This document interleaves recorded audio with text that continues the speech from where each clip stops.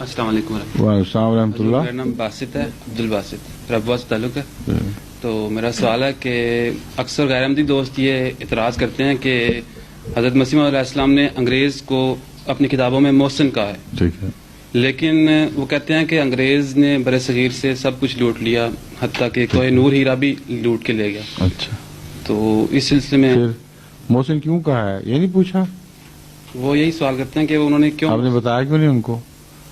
محسن یوں کہا ہے کہ ہندوستان میں ایک حال تھا ایسا، خاص طور پر پنجاب میں، جبکہ مسلمانوں کے لیے وہ ایک تنور تپایا ہوا تھا، کوئی ان کا پرسان حال نہیں تھا.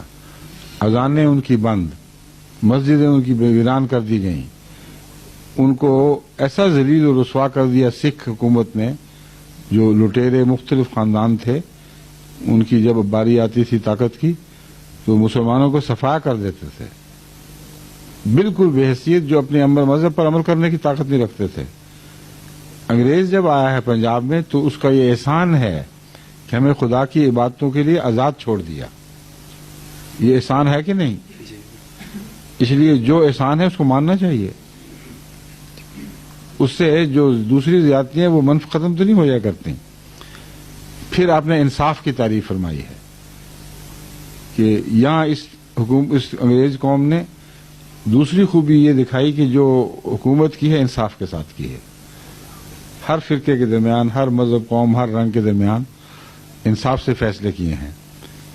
یہ دو تعریفیں ہیں جو حضرت مسیح علیہ السلام نے فرمائی ہیں.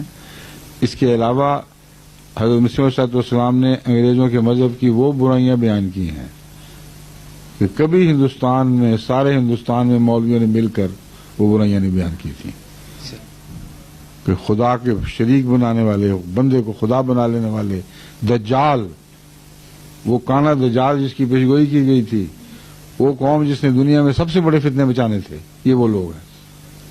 وہ نہیں ان کو دکھائی دیتا کہ ایک خوش آمدی یہ کیا کرتا ہے، ایک حق